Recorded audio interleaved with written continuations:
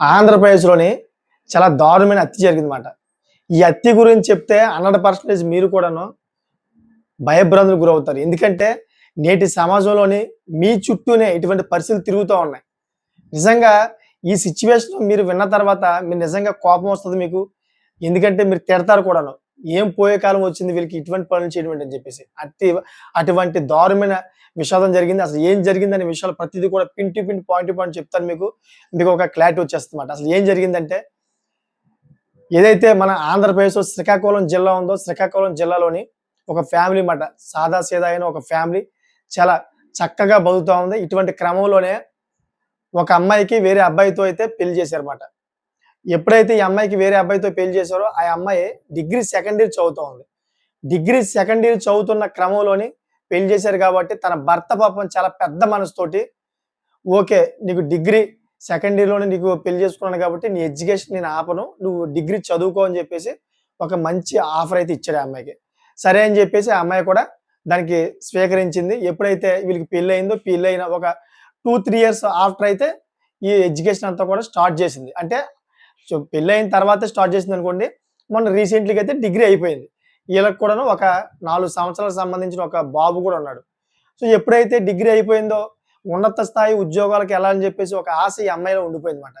దాన్ని కూడా నెరవేర్చాలని చెప్పేసి తన భర్త ఆ అమ్మాయినైతే హైదరాబాద్ కోచింగ్ పంపించాడు. ఇక్కడ ఒక ట్విస్ట్ ఉంది.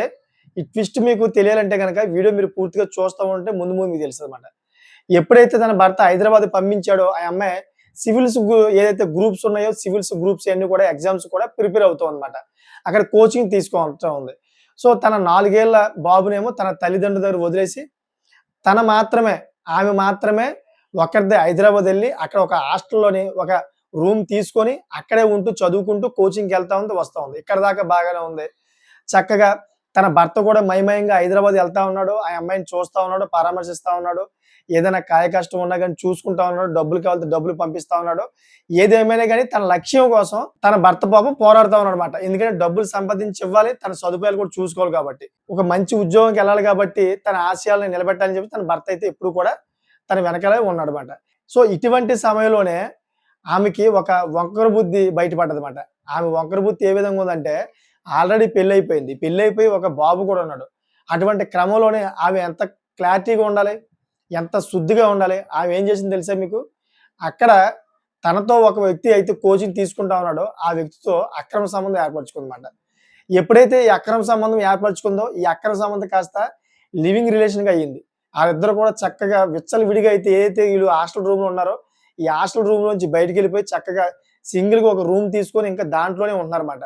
వీళ్ళిద్దరూ కోచింగ్‌కెళ్ళడం, ఇంకా వాళ్ళిద్దరూ ఒకే గదిలో ఉండడం, వంట వండుకోవడం, ఇంకా భార్యాభర్తలాగా నడుస్తా ఉన్నారు. సో, ఇటువంటి క్రమంలోనే తన భర్తకి ఈ విషయం తెలిసింది. హైదరాబాద్ ఎళ్ళాడు. హైదరాబాద్ వెళ్ళిన తర్వాత ఎవరైతే మహిళ యొక్క తల్లిదండ్రులు ఉన్నారో, తల్లిదండ్రులు మహిళకు కూడా వివరించాడు. ఈ విధంగా జరుగుతూ ఉందక్కడ పరిస్థితి. మీరు రండి అని చెప్పేసి హైదరాబాద్ పిలిపించి తీసుకెళ్ళాడన్నమాట. ఎప్పుడైతే హైదరాబాద్ వీళ్ళ తల్లిదండ్రులందరూ కూడా వచ్చారో, ఈ మహిళనైతే నిందించారన్నమాట. ఎందుకు ఇటువంటి పనులు చేస్తున్నావు? ఆల్రెడీ 4 సంవత్సరాల బాబు కూడా ఉన్నాడు. నీ భర్త కూడా చాలా మంచి వ్యక్తి. నిన్ను బాగా చూసుకుంటున్నాడు కదా! నిన్ను చదివిస్తున్నాడు కదా! ఇది కరెక్ట్ కాదని వాళ్ళ తల్లిదండ్రులు కూడా బాగా మందలించారన్నమాట. మందలిస్తే ససేమిరా నేను అతన్నే పెళ్లి చేసుకుంటా అని చెప్పేసి భర్త మొఖం మీద అదే విధంగా ఎవరైతే తల్లిదండ్రులు ఉన్నారో ఈ మహిళ తల్లిదండ్రుల మొఖం మీదే చెప్పిందన్నమాట. సో, అలా చెప్పకపోగా మళ్ళీ ఏం చేసింది? నేను నా భర్తకి విడాకులు ఇస్తా అని చెప్పేసి కోర్ట్‌లో కేస్ వేయడానికి వెళ్ళిందంట. ఎప్పుడైతే ఇలా కోర్ట్‌లో కేస్ వేయడానికి వెళ్ళిందో, ఇక తల్లిదండ్రులకైతే విపరీతమైన కోపం వచ్చింది. ఇది ఎలా అయితే మాట వినదని చెప్పేసి అక్కడే మంచి ప్లానింగ్ ఏసారన్నమాట. ఆంధ్రప్రదేశ్‌లో శ్రీకాకుళం జిల్లా వెళ్ళి. శ్రీకాకుళం జిల్లాకి తీసుకొచ్చారు ఆ అమ్మాయిని. ఏ విధంగా తీసుకొచ్చారంటే ఈళ్ళందరూ కూడా శ్రీకాకుళం వెళ్ళిపోయి అక్కడి నుంచి ఫోను చేసి ఈ అమ్మాయికి, "అమ్మా నీ భర్తకి నేను విడాకులు ఇప్పించేస్తాను. పెద్ద మనుషుల్లో పెట్టి ఇప్పించేద్దాం. ఎందుకు నువ్వు కోర్టుల నుంచి తిరగడం వల్ల మన పరువంతా పోద్దని" చెప్పి నమ్మించి ఆ అమ్మాయినైతే శ్రీకాకుళం రప్పించారు. శ్రీకాకుళం రప్పించిన తర్వాత సొంత తల్లే తననైతే అక్కడ అత్యంత దారుణంగా చంపేసింది. సొంత తల్లే. ఎందుకంటే ఓన్లీ పరువు పోయిందని చెప్పేసి. చూసారు కదా! నేటి సమాజంలోని ఎంత దారుణంగా తయారవుతున్నారో ప్రజలు. ఇక్కడ తల్లి తప్పు ఉంది. అదే విధంగా ఇక్కడ ఎవరైతే ఈ మహిళ ఉందో, ఈ మహిళ తప్పు కూడా ఉంది. ఎందుకంటే ఈ మహిళకి ఆల్రెడీ పెళ్లయిపోయింది. పెళ్లయిపోయిన తర్వాత భర్త ఉండి, అదే విధంగా ఒక కొడుకు ఉండి కూడా వేరే వ్యక్తితో అక్రమ సంబంధం పెట్టుకోవడం చాలా పెద్ద తప్పు. సో, ఈ తప్పుని ఆ అమ్మాయి తీర్చిదిద్దుకోవాలి. ఆ వ్యక్తి ఎవరైతే ఉన్నారో ఆ వ్యక్తిని వదిలేసి వచ్చేయాలి. ఎందుకంటే ఆల్రెడీ ఒకసారి అవకాశం ఇచ్చారు వీళ్ళు. ఇది తప్పు, ఇది కరెక్ట్ కాదు, ఆ విధంగా చేయొద్దని. ఆ తప్పుని తీర్చిదిద్దుకోలేదు ఈ అమ్మాయి. ఈ అమ్మాయి చాలా పెద్ద తప్పు. అదే విధంగా ఎవరైతే తల్లి ఉందో, తల్లి ఇంటికి తప్పుడు మాటలు చెప్పి తీసుకొచ్చి, నీకు భర్తతోటి విడాకులు ఇప్పిస్తా అని చెప్పి తీసుకొచ్చిన తర్వాత, ఇక్కడైతే తల్లి చంపేసింది. ఎందుకంటే చట్టరీత్యా చాలా పెద్ద నేరం అది. ఒక వ్యక్తిని, ఒక మనిషిని చంపడం అంటే చాలా పెద్ద నేరం కదా! ఏదైనా ఉంటే గనక కోర్ట్‌లో చూసుకోవాలి. లేదా పెద్ద మనుషులు పెట్టి ఏదైనా చూసుకోవాలి తప్పించి గాని చంపకూడదు. ఈ విధంగా అయితే ఇంత పెద్ద తీవ్ర విషాదం జరిగింది. సో, ఈ అమ్మాయిని చంపిన విషయంలో కూడాను తన భర్త హస్తం ఉందని చెప్పేసి పోలీసులు కూడా తేల్చారన్నమాట. పోలీసులే కా తన భర్తే కాకుండా ఎవరైతే మహిళకు సంబంధించిన బంధువులున్నారో బంధువులు కూడా కొంతమంది హస్తం ఉందని చెప్పేసి పోలీసులు తెచ్చారు.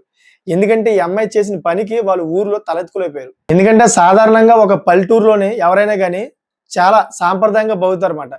సో, అటువంటి సాంప్రదాయమైన కుటుంబంలోని ఈ అమ్మాయి పెట్టిన సిచ్చు ఎలా ఉందంటే నిజంగాను ఆ పల్లెటూరులో మొత్తం అందరూ కూడా వాళ్ళని చాలా అత్యంత దారుణంగా చూస్తున్నారు. చాలా నీచంగా చూస్తున్నారన్నమాట. మీ అమ్మాయి ఈ విధంగా చేసిందని. సో, ఈ విధంగా ఈ అమ్మాయి ఎప్పుడైతే చేసిందో వాళ్ళందరూ కూడా తలెత్తుకోలేకపోయారు ఊర్లో.